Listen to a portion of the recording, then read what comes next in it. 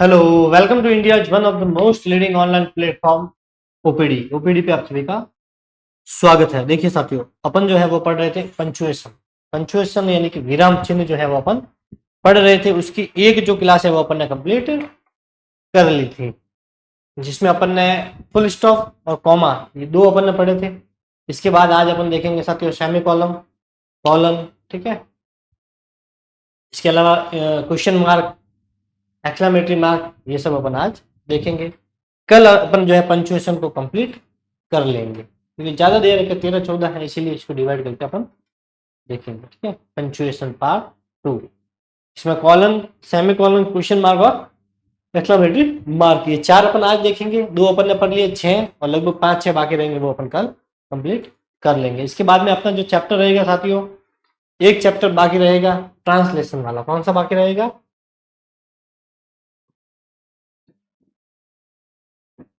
Translation वाला ये chapter अपना बाकी रहेगा, जिसमें क्या है, हिंदी से इंग्लिश भी दे रखा है और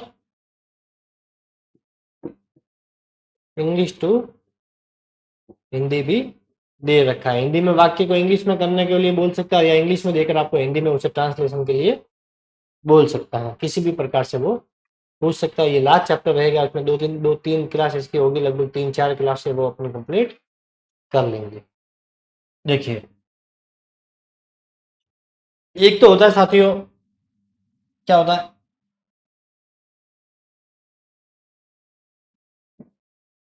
क्या होता है, कुछ नहीं होता है। देखिए क्या होता है, कुछ नहीं होता है। एक तो होता है अपना फुल स्टॉप। क्या होता है? Full stop.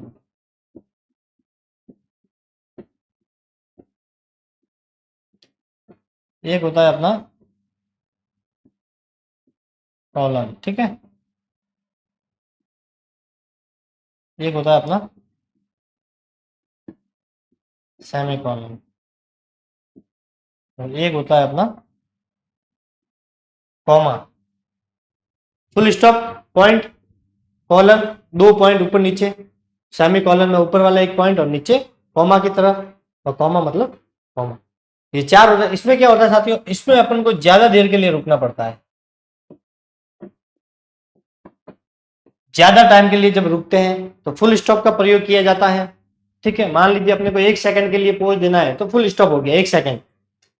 और फिर आधे सेकंड से ऊपर और 1 सेकंड से कम के लिए रुकना है तो अपन कॉलन का प्रयोग करेंगे। ठीक है, फिर अपने को आधे सेकंड से थोड़ा सा कम रुकना है तो सेमी कॉलन, और सबसे कम रुकना है तो कॉमा का प्रयोग करेंगे। कुल मिला के ये है, ये चारों इंपॉर्टेंट है, इसी में से प्रश्न लगभग बनते हैं।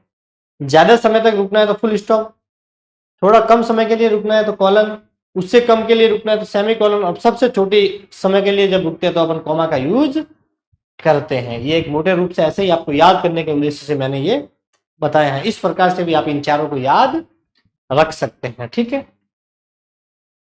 मिटा दो इसे, स्क्रीनशॉट ले सकते हैं इसको याद रखने के पर्पज से। ठीक है, हटा देते हैं इसको। अब अपनी क्लास शुरू करते हैं। तो फुल स्टॉप अपन ने देख लिया था, कॉमा देख लिया था। अब अपन देखेंगे साथियों सेमी कॉलन। पहले ले लिया, वैसे कॉलन लेना था लेकिन ले लिया तो कोई नहीं। ठीक है, सेमी कॉलन अर्ध विराम, अर्थ नहीं है ये, अर्ध विराम। ठीक है, अर्ध विराम। देखिए सेमी कॉलन क्या काम आता है, कनेक्ट्स, क्या करता है, connect closely related independent clauses. ये क्या करता है, कनेक्ट करता है। जो किसको कनेक्ट करता है, इंडिपेंडेंट क्लोज को जो क्लोज होते हैं, क्लोज का मतलब होता है उपवाक्य। ठीक है, वाक्य से छोटी इकाई होती है उपवाक्य, क्लोज, क्लोज से छोटी होती है फ्रेज, और फ्रेज से छोटे होते हैं वर्ड, शब्द। तो इंडिपेंडेंट क्लोज वे होते हैं। वैसे मैंने आपको क्लोज पूरी तरह से बता रखे हैं, बता दे मैंने आपको, subordinate close, dependent clause, independent clause, ये बता रखे। 2 प्रकार के होते हैं ये क्लोज, एक होता है इंडिपेंडेंट, एक होता है डिपेंडेंट। ठीक है, डिपेंडेंट, इंडिपेंडेंट को ही प्रिंसिपल क्लोज भी बोलते हैं, और डिपेंडेंट क्लोज को सबऑर्डिनेट क्लोज भी कहते हैं। इंडिपेंडेंट मतलब ये स्वतंत्र होते हैं, इनका पूरा अपना अर्थ रखते हैं ये। ठीक है, तो देखिए सेमीकोलन कनेक्ट करता है closely related to independent clauses और separate item in a complete list.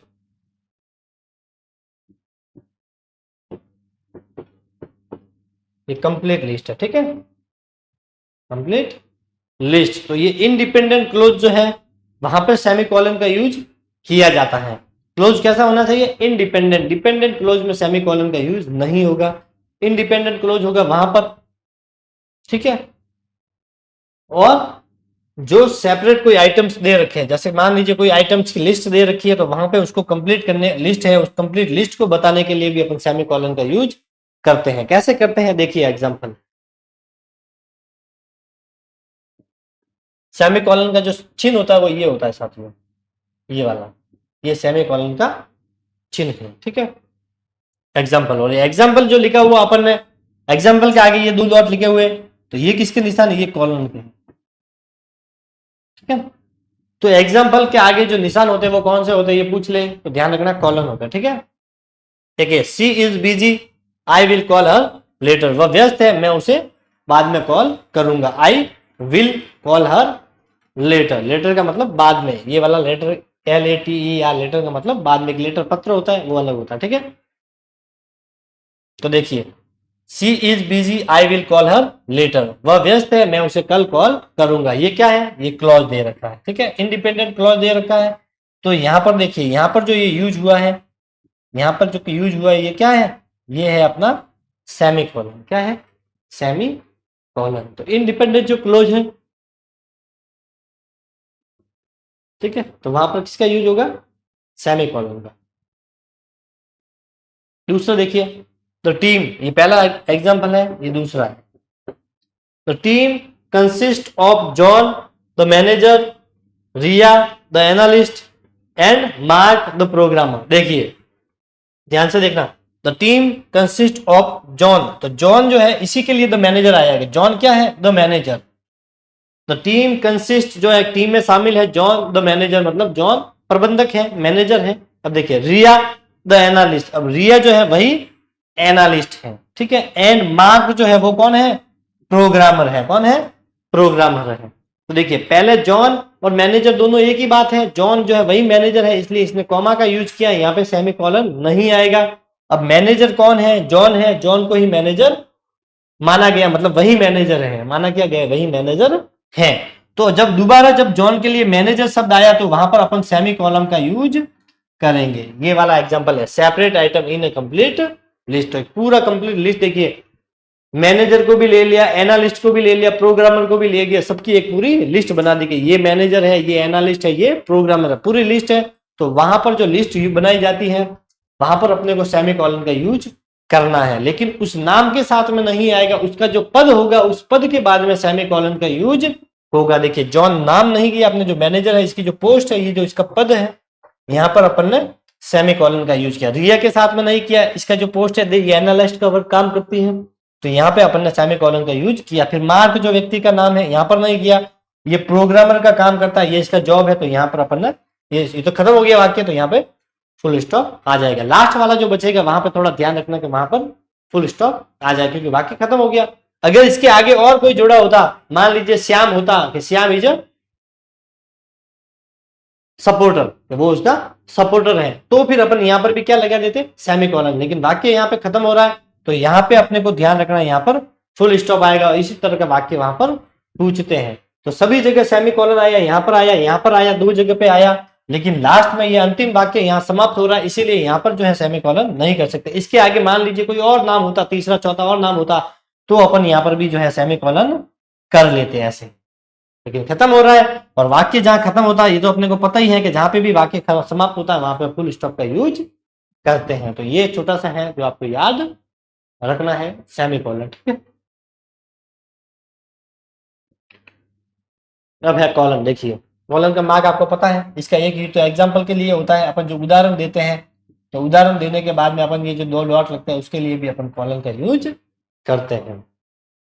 The colon represent a pose of greater importance than that expressed by the semicolon. It is used sometime. देखिए, इसका जो use है ये भी रुकने के लिए, पॉज के लिए यूज किया जाता है। पॉज का मतलब होता है रुकना, ठीक है।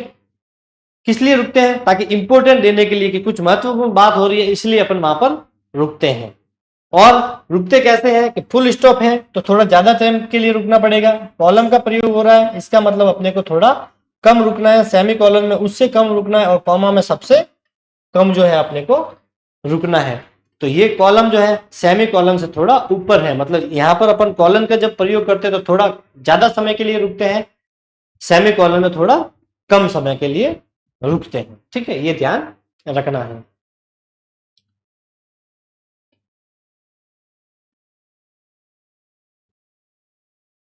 देखिए कॉलन का जो यूज है with A dash after it, प्रयोग किसी लिस्ट यानी सूची एग्जाम्पल को शुरू करने के लिए किया जाता है। देखिए कैसे होगा इसका प्रयोग, देखिए the following items are required, ये कोई भी लिस्ट दी गई है आपको, कोई ना कोई पूरी एक लिस्ट दी गई है। मान लीजिए अपने कोई सामान खरीदना है कि कौन कौन से सामान, हमें निम्न सामग्री खरीदनी है के बाद में किसका आएगा?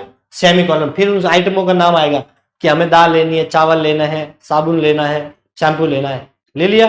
तो किसी भी प्रकार की कोई लिस्ट बनाई गई है जिसमें, और लिस्ट बनी है मतलब एक चीज की तो बनेगी नहीं, एक से ज्यादा की बनेगी, हो सकता है 4 आइटम हो, 10 हो, 50 हो। तो लिस्ट ऊपर जो एक लाइन आएगी कि हमें ये सामान खरीदना है, फिर उन सामान का नाम आएगा 1 बाय 1। तो जहां पे वो सामान की लिस्ट शुरू होने वाली होगी वहां पर अपन जो है कॉलम का यूज करते हैं। कैसे? देखिए the following item are required, हमें निम्न जो है वस्तुओं की जरूरत है, वस्तुओं का नाम नहीं आया, सिर्फ ये आया कि हमें इस प्रकार की वस्तुओं की जरूरत है, आवश्यकता है। तो रिक्वायर्ड यहाँ पे देखिए ये कॉलन आ जाए, क्या है? कॉलन। अब देखिए पेन है, पेंसिल है, रबर है, और ये सब नाउन है। तो यहाँ पे जो है अपने को पता है कि कॉमा का यूज होता है, तो ये तो अपन ने कल पढ़ा था। Cutter and input, the following candidates have been selected, ये दूसरा वाक्य है, ये एक वाक्य है, ये अलग वाक्य, इसके दोनों को साथ में मत जोड़ देना, इसको आप जब लिखो ना तो यहां से लिखना, ठीक है? ये दोनों मिक्स हो गए, ये अलग है। The following candidates have been selected, निम्न जो कैंडिडेट थे वो सिलेक्ट हुए, चयन हुआ है उनका। तो देखिए अभी नाम नहीं आया, सिलेक्टेड हो, या यहाँ पर कॉलन का प्रयोग हो जाएगा। तो ये तो पहला आपको पॉइंट समझ में आ गया। किसी भी प्रकार की कोई सूची दे रखी है, कैंडिडेट्स की दे रखी है, वस्तुओं की दे रखी है, व्यक्तियों की दे रखी है, उनके व्यक्तियों के नाम, उस वस्तु का नाम शुरू होने से पहले ही अपने को क्या यूज करना है? कॉलम। देखिए यहाँ पे देखिए आइटम तो पेन से शुरू हो रहा है, इसके आगे जस्ट अपन ने कॉलम लगा दिया। यहाँ पे जो कैंडिडेट्स है, पहला नाम राम का है, फिर श्याम, मोहन, सब दे रखे हैं, लेकिन इनका नाम शुरू होने से जस्ट पहले सिलेक्टेड के बाद में अपन ने कॉलम का यूज करना है। तो किसी भी प्रकार की लिस्ट है, सूची है, उसमें लिस्ट के में जो व्यक्तियों के नाम है, जो वस्तुओं के नाम है, वो शुरू होने से जस्ट पहले जो है अपने को कॉलम का यूज करना है। ये पहला पॉइंट हो गया। दूसरा पॉइंट देखिए, डायरेक्ट स्पीच यानी कि जो रिपोर्टेड स्पीच है उस तथा कोटेशन कोई है तो उसके पहले कॉलम का प्रयोग किया जाता है। तो डायरेक्ट स्पीच के अंदर और कोटेशन, कोटेशन का मतलब कोई कथन है, किसी भी व्यक्ति का दिया हुआ कोई कोटेशन है तो उसके साथ में भी कॉलम का प्रयोग होता है। देखिए माय फ्रेंड सेड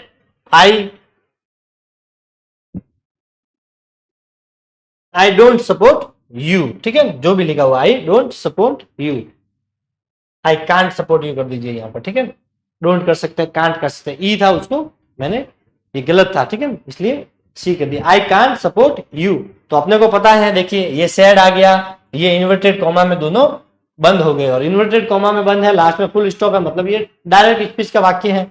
ये जो पहला उदाहरण है ये क्या है? डायरेक्ट स्पीच है, डायरेक्ट स्पीच है। अगर इनडायरेक्ट होता तो वहां तो ये इन्वर्टेड कॉमा वैसे हट जाता है। तो इनडायरेक्ट स्पीच में तो कॉलन का यूज नहीं होगा, लेकिन डायरेक्ट स्पीच में होगा। ध्यान रखना है, इनडायरेक्ट में नहीं होगा, डायरेक्ट स्पीच में होगा। इसकी पहचान क्या है? इन्वर्टेड कॉमा वाला वाक्य दे रखा होगा। तो जहां पे इन्वर्टेड कॉमा वाला जो वाक्य शुरू होगा, दो पार्ट होते हैं, एक होता है रिपोर्टिंग वर्ब, एक होता है रिपोर्टेड स्पीच। तो ये वाला पार्ट रिपोर्टिंग वर्ब, ये रिपोर्टेड स्पीच।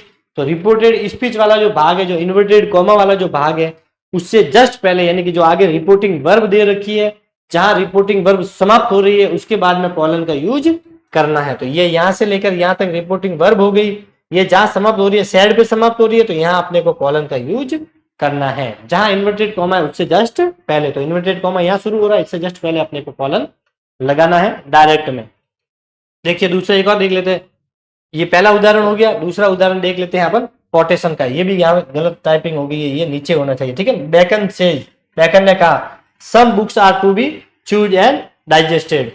तो ये उनका कथन है बैकन ने ये शब्द जो है उन्होंने कहे, तो उस कथन को वैसा का वैसा लिखना है, उससे पहले अपने को यहां पर जो है ये यूज करना है। समझ में नहीं है, एक एग्जांपल और देखते, देखिए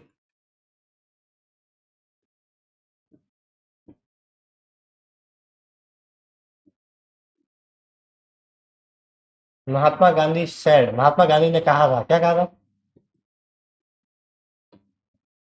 डू और डाई। तो देखिए महात्मा गांधी सेड, महात्मा गांधी ने कहा, क्या कहा कि डू या और डाई, करो या मरो का नारा उन्होंने दिया। कथन का मतलब यही है कि किसी व्यक्ति ने कोई कहा, मतलब जो नारे हो सकते हैं, कोई स्लोगन हो सकते हैं, ये सब वही होता है, ठीक है। तो डू और डाई जो नारा उन्होंने दिया है, जो कोटेशन उन्होंने दिया है, जो कथन उन्होंने दिया है, ये इन्वर्टेड कॉमा में आ जाएगा, और जो इन्होंने कहा है उसके जस्ट पहले यहाँ पर कॉलन का यूज करना है। और इसको आपको पहचानने का एक जुगाड़ मैं और बता देता हूं, या तो सैड से पता चलेगा या सेज से पता चलेगा। अगर पास्ट की बात है तो सैड, प्रेजेंट की बात है तो सेज। तो देख लीजिए ये सैड है, इस सैड के बाद में सीधा कॉलन आ गया। यहाँ पे देखिए ये सेज, से के बाद में सीधा कॉलन आ गया। तो किसके बाद आएगा? या तो सैड लिखा होगा, या से लिखा होगा, या सेज लिखा होगा। इन तीनों ही शब्द में होगा, ज्यादातर सेंस में 90% आपको यही वर्ड, इसके जस्ट बाद में आपको कॉलन का प्रयोग करना है। आ गया समझ में? चले आगे देखिए थर्ड यूज, कॉलन ही पढ़ रहे अभी, ठीक है। क्या पढ़ रहे हैं अपन? और इसका क्या होता है मार्क? दो डॉट। डायलॉग में स्पीकर के नाम के बाद, स्पीकर मतलब बोलने वाला, ठीक है, लिसनर मतलब सुनने वाला। तो डायलॉग में जो स्पीकर है के नाम के बाद कॉलन का प्रयोग किया जाता है। जैसे देखिए अब यहाँ पे स्पीकर मतलब बोलने वाला, तो बोल कौन रहा है? मोहन। तो मोहन के नाम के बाद में colon. Hello how are you, Mohan ने क्या पूछा? हेलो हाउ आर यू, तुम कैसे हो। तो पूछा किसी ने, दूसरा वाला जो व्यक्ति है वो जवाब देगा। देखिए तो कौन? सोहन जवाब दे रहा है, तो सोहन बोल रहा है। अब यहाँ मोहन बोलने वाला था तो कॉलन आ गया। अब यहाँ बोलने वाला सोहन है, तो यहाँ पे वापस और हेलो आई एम फाइन, मैं ठीक हूँ। उसने पूछा तुम कैसे हो, तो उसने जवाब दिया कि मैं ठीक हूँ, मैं अच्छा हूँ। तो इस डायलॉग फॉर्म में अगर है तो यहाँ पे भी कॉलन का यूज होता है। देखिए चौथा यूज, जब किसी डिफाइन या डिस्क्राइब, किसी को डिफाइन करना है, किसी के बारे में कुछ बताना, किसी को डिस्क्राइब करना है, किसी चीज के बारे में अपने को बोलना है, तो उस वर्ड के बाद कॉलन का प्रयोग होता है, ठीक है।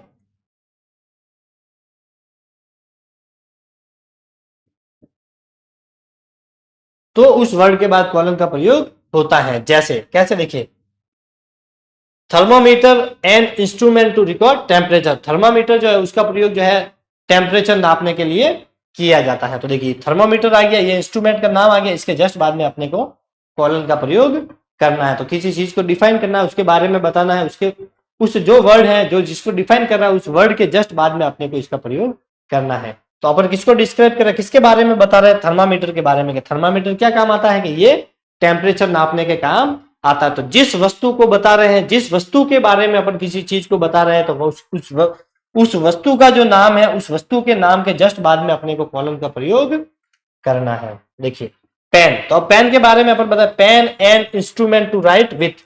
पेन एक इंस्ट्रूमेंट है जिसका कार्य होता है लिखने के वो काम में ली जाती है। तो किसके बारे में बता रहे हैं? पेन के बारे में। तो इसके जस्ट बाद में अपने को कॉलन का प्रयोग है।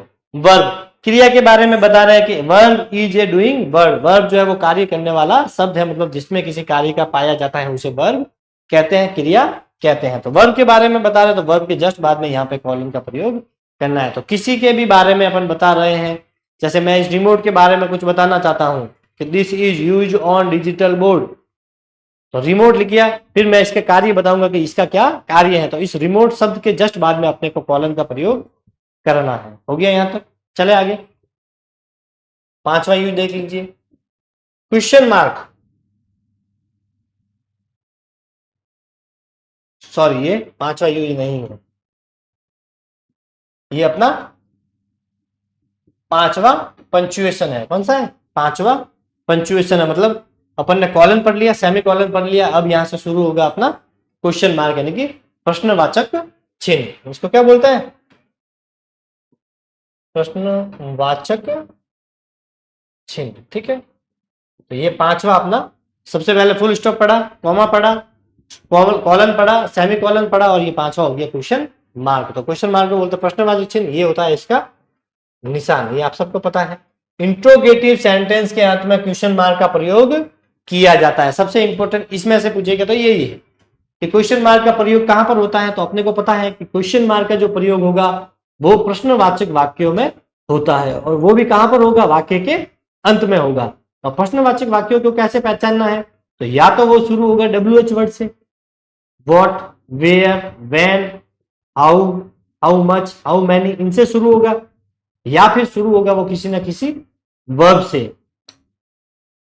वर्ब से होगा do you play hockey, do you play cricket, तो do, does, did, is, am, are, was, were, ये जो है वर्ब है इनसे शुरू होगा। इनका मतलब जो वर्ब से शुरू होगा या तो प्रश्नवाचक चिन्ह वाला वाक्य या फिर शुरू होगा WH वर्ड से। तो इनको तो ऐसे आप पहचान लोगे, स्टार्ट में WH वर्ड दे रखा है, हेल्पिंग वर्ब दे रखी है कोई भी, तो इसका मतलब वो प्रश्न पूछना, मतलब आपको प्रश्न देख के पता चल जाएगा। अगर वो आपको कोई प्रश्न पूछ रहा है तो वो क्वेश्चन मार्क आएगा। देखिए व्हाट इज योर नेम, तुम्हारा क्या नाम है, तो प्रश्न पूछा तो अपन जवाब भी देंगे कि भाई मेरा नाम ये है।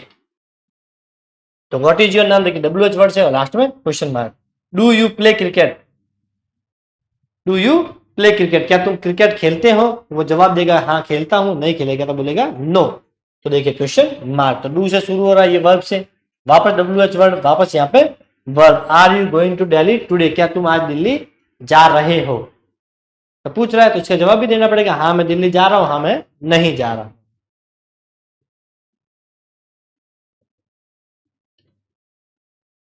और हेल्पिंग वर्ब वाले को जो ज्यादातर आंसर किस में मिलता है, यस और नो में। डू यू प्ले क्रिकेट, तुम क्रिकेट खेलते हो, yes, no. Are you going to Delhi, no, yes. ठीक है, तो इस प्रकार से भी आप पहचान सकते हो। प्रश्नवाचक तो समझ में आ गया होगा, WH वर्ड से शुरू हो रहा है, वर्ब से शुरू हो रहा है, तो अंतिम सबसे लास्ट में अपने को क्वेश्चन मार्क लगाना। बीच में तो ये नहीं आ सकता, यहाँ पे कभी आ सकता है, नहीं आ सकता, क्वेश्चन मार्क अंत में ही आता है, वाक्य के अंत में। नोट, इनडायरेक्ट क्वेश्चन के बाद फुल स्टॉप का प्रयोग किया जाता है, क्वेश्चन मार्क का नहीं। इनडायरेक्ट क्वेश्चन मतलब इनडायरेक्ट स्पीच जो होता है, अपन ने डायरेक्ट स्पीच पढ़ा, वहां पे कॉलन का अपन ने प्रयोग किया था। अब देखिए इनडायरेक्ट स्पीच जो दे रखा है, इनडायरेक्ट क्वेश्चन मतलब इनडायरेक्ट रिपोर्टेड स्पीच वाला इनडायरेक्ट, ठीक है।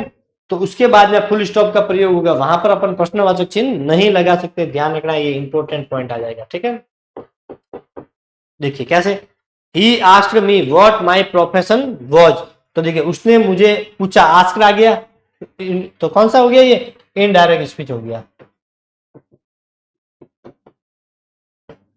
ठीक है, इनडायरेक्ट स्पीच भी यहां पर कर सकते हैं इस क्वेश्चन की जगह पर। ठीक है, स्पीच, तो इनडायरेक्ट स्पीच, उसने मुझे पूछा व्हाट माय प्रोफेशन वाज, मेरा प्रोफेशन क्या था। ठीक है, तो देखिए अब आपको दिमाग में ये आएगा कि what my profession, WH word से शुरू हो रहा है तो लास्ट में क्वेश्चन मार्क, तो ये गलत हो जाएगा।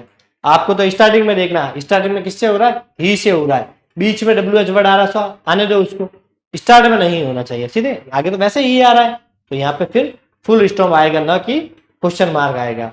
I don't know what type of man he is, तो व्हाट बीच में आ रहा है, स्टार्ट में होता तो बात अलग थी, आगे तो आई आ रहा है, नई वर्ब आ रही है और नई WH वर्ड आ रहा है। जबकि इंट्रोगेटिव क्वेश्चन मार्क तो कब लगाना है, जब या तो WH वर्ड आपको देखने को मिलेगा या फिर किसी ना किसी की आपको वर्ब देखने को मिलेगी। तो यहाँ पे वर्ब थोड़ी है, तो ये ध्यान रखना थोड़ा, इससे इजी है। ठीक है, वैसे ही, आई, सी, ही से शुरू होगा, WH वर्ड तो आ ही नहीं रहा है, और अपने तो WH वर्ड हो या वर्ब होगी तो ही अपने को क्वेश्चन मार्क लगाना है। इसको आपको ध्यान में नहीं रखना कि यहाँ व्हाट आ रहा है, ये आ रहा है। ठीक है, she asked me if I had done the work, he asked me whether I had written the letter. इसमें अपने को इनडायरेक्ट स्पीच वाले जो वाक्य हैं उसमें अंतिम में क्या आता है, हमेशा फुल स्टॉप ही आता है। रिपोर्टेड स्पीच में, डायरेक्ट स्पीच में अगर प्रश्नवाचक भी दे रखा होता है डायरेक्ट स्पीच में, तो जब अपन उसे इनडायरेक्ट में चेंज करते हैं तो वैसे ही प्रश्नवाचक चिन्ह वहां से हट जाता है। इनडायरेक्ट स्पीच का कोई भी सेंटेंस हो इनडायरेक्ट स्पीच वाला, उसके अंत में हमेशा फुल स्टॉप ही आता है। क्या आता है, फुल स्टॉप ही आता है, बाकी जितने भी होता है वो सारे वहां से मार्क हट जाते हैं। चले आगे, देखिए दूसरा पॉइंट, क्वेश्चन टैग के अंत में क्वेश्चन मार्क का प्रयोग किया जाता है। क्वेश्चन टैग के अंत में, क्वेश्चन टैग जो होता है उसके अंत में भी क्वेश्चन मार्क का प्रयोग किया जाता है। एक प्रश्न और जो कल पढ़ा था अपन ने, कि क्वेश्चन टैग में ही एक और पंक्चुएशन मार्क विराम चिन्ह का प्रयोग होता है, बताइए कौन सा है, कमेंट करके बताइए मुझे, कल पढ़ा था अपन ने। तो देखिए, have you taken your lunch, haven't I, तो देखिए ये तो है अपना प्रश्न, ये क्या है प्रश्न, क्वेश्चन टैग में जो प्रश्न पूछते हैं तो इस प्रकार यहां तक तो आपको एग्जाम में दे रखा होता है, अपने को उत्तर लिखना पड़ता है और ये वाला अपना उत्तर है। तो ये तो प्रश्न हो गया, आगे वाला ये उसका आंसर हो गया। Have you taken your lunch, क्या तुमने अपना लंच ले लिया? तो उसने क्या जवाब दिया, हैवंट यू, क्या तुमने नहीं लिया? तो ये हैव से ही देखिए ये हैव यहाँ पे वापस आ गया, और इसका नियम होता है कि नो नॉट नहीं लगा हुआ है तो नॉट लगाना है, नॉट लगा हुआ था उसे हटाना है। ठीक है, तो देखिए अंत में क्या आ गया, क्वेश्चन मार्क। तो इस प्रकार के हैवंट, कांट यू, ठीक है, इस प्रकार से जो लिखते हैं ना अपन, इजंट यू, ठीक है, कांट, आई, तो इस प्रकार के ये can not, can't, isn't, aren't, ये जो होते हैं ये टैग में आते हैं। तो इनके अंत में हमेशा क्वेश्चन मार्क का प्रयोग होता है, क्योंकि नाम ही क्या है इसका, क्वेश्चन टैग, और क्वेश्चन पूछ रहा, प्रश्न पूछ रहा है, इसका मतलब अपने को क्वेश्चन मार्क लगाना है। लेकिन आएगा कहां पर, अंत में आएगा, देखिए यहां पर आएगा, don't you take exercise regularly, तो डू यू, देखिए यहाँ पे नॉट था, नॉट हट गया, यहाँ पे देखिए डू यू हो गया, यहाँ पर नॉट नहीं था तो वहां पर नॉट लग गया। अपने को ये नहीं देखना, अपने को तो सिर्फ ये देखना कि इस प्रकार के वाक्य हो, कांट यू, ठीक है, या इस प्रकार से भी होता है, कैन यू, ठीक है,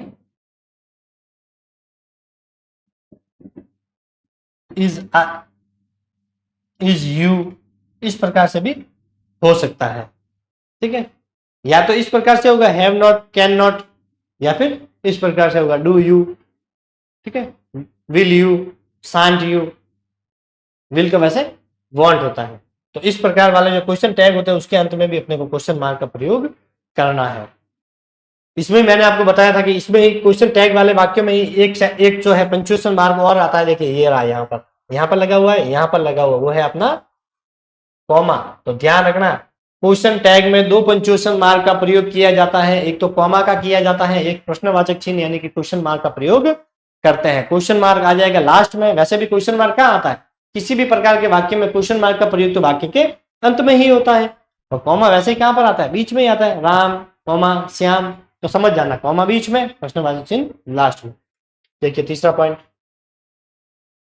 कुछ सेंटेंस में what, who, when, where, how इत्यादि के बाद में सब्जेक्ट आता है और उसके बाद में वर्ब आती है। वैसे सेंटेंस के अंत में फुल स्टॉप का प्रयोग होता है, क्वेश्चन मार्क का नहीं होता है, ये ध्यान रखना, ठीक है। तो देखिए कुछ सेंटेंस जो व्हाट, हु, व्हेन, व्हाट मतलब क्या, हु मतलब कौन, व्हेन यानी कब, वेयर यानी कहा, हाउ यानी कैसे, ये जो शब्द है इनसे शुरू हो रहा है, तो इसके इत्यादि के बाद में सब्जेक्ट आता है, इनके बाद में क्या आता है, सब्जेक्ट आता है, और उसके बाद में क्या आती है, वर्ब आती है। तो ऐसे सेंटेंस के अर्थ में फुल स्टॉप का प्रयोग होता है, क्वेश्चन मार्क का प्रयोग नहीं होता है, ध्यान रखना, ये इंपॉर्टेंट है।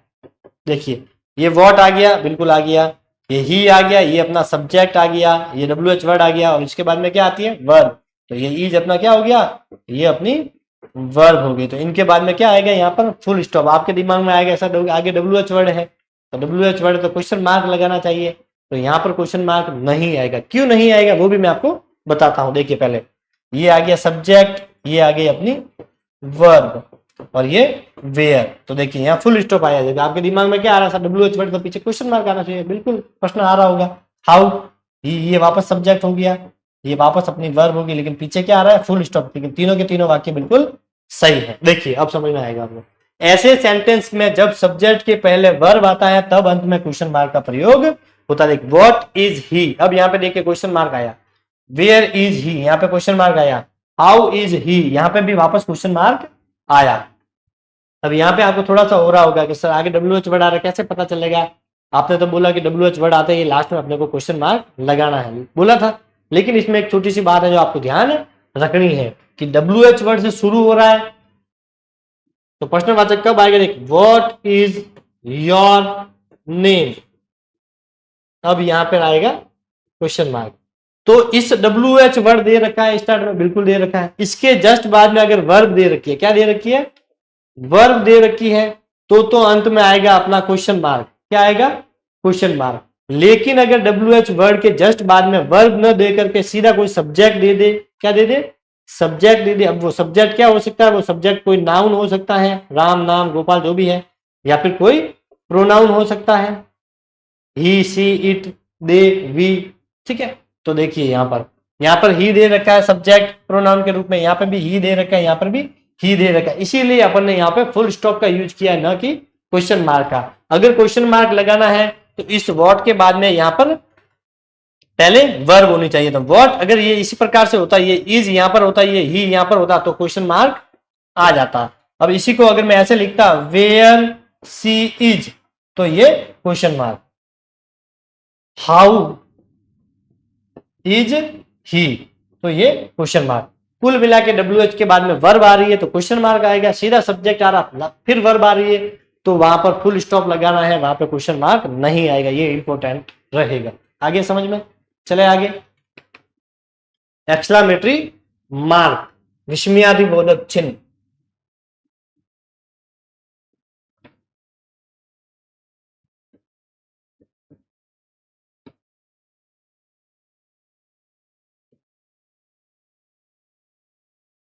ठीक, विस्मयादिबोधक चिन्ह।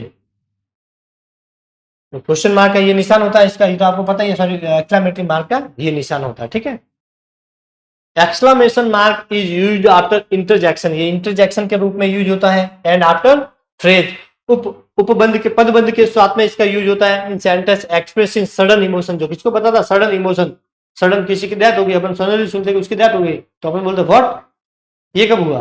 तो ये जो सडनली अपने को कुछ बात पता चलती है, मैच कोई हारने वाला और एकदम से जीत जाता है, ठीक है, तो अपन को जो इमोशंस आते हैं वो होता है अपने सडन इमोशन। जैसे विश, ठीक है, कोई सडन इमोशन, या किसी को विश कर रहे हैं, congratulation, wish you all the best, तो इस प्रकार के जो वाक्य होते हैं वहां पर अपने को कोई एक्सक्लेमेटरी मार्क का प्रयोग करना होता है। इंटरजेक्शन तथा ऐसे फ्रेज या सेंटेंस जिनमें आकस्मिक मनोभाव, इच्छा की अभिव्यक्ति हो, उसके बाद एक्सक्लेमेशन मार्क का प्रयोग होता है। इंटरजेक्शन क्या होता है, जैसे कोई अलास दुख को शो करता है, ऐसे मार्क जो सुख दुख इन सबको बताने वाले जो शब्द होते हैं उनको इंटरजेक्शन बोलते हैं। ठीक है, अलास का मतलब दुख होता है, अलास का मतलब क्या होता है दुख।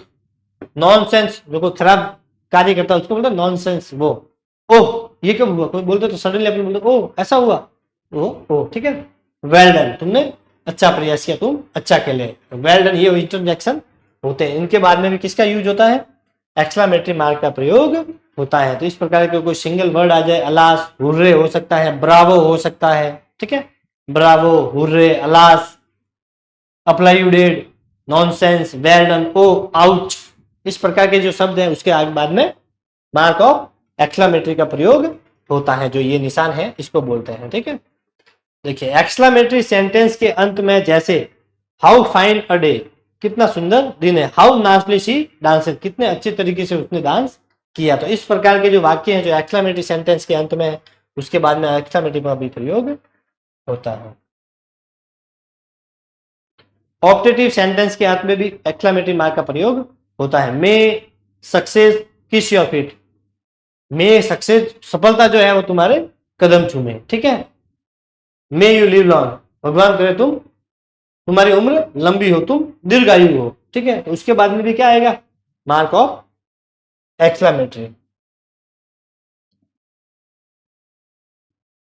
ऑप्टेटिव वाक्य वो होता है जिसमें किसी ना किसी को कोई विश किया जाता है, ठीक है, किसी को प्रेज किया जाता है, किसी की प्रशंसा की जाती है, उसको ऑप्टेटिव सेंटेंस बोलते हैं। तो मे, ये ज्यादातर शुरू भी आपको मे से ही होंगे, ज्यादातर ना, सब नहीं होंगे लेकिन ज्यादातर शुरू किससे होंगे, मे से शुरू होंगे। May you live long, may you go to hell, तुम नर्क में जाओगे, may you go to heaven, ठीक है। तो उसके बाद में क्या आएगा, सबसे लास्ट में यहाँ पर तो ऑप्टेटिव सेंटेंस दे रखा है, उसके अंत में अपने को एक्सक्लेमेटरी मार्क का प्रयोग करता है। ऑप्टेटिव वाक्य जो किसी की प्रशंसा में यूज किए जाते हैं, ठीक है, किसी की प्रेज की जाती है, किसी को विश करने में काम लिया जाता है, उसे ऑप्टेटिव सेंटेंस कहते हैं।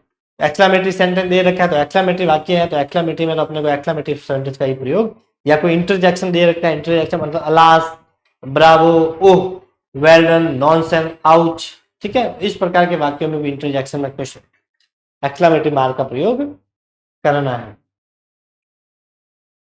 ये थी साथियों आज की अपनी क्लास। कल जो बचे हुए पंक्चुएशन है वो अपन कंप्लीट कर लेंगे, फिर ऑब्जेक्टिव शुरू करेंगे। अपनी क्लास पूरी होने वाली है, लगभग 5-7 क्लासें बाकी होंगी, ठीक है। थैंक यू, तब तक के लिए ऑल द बेस्ट।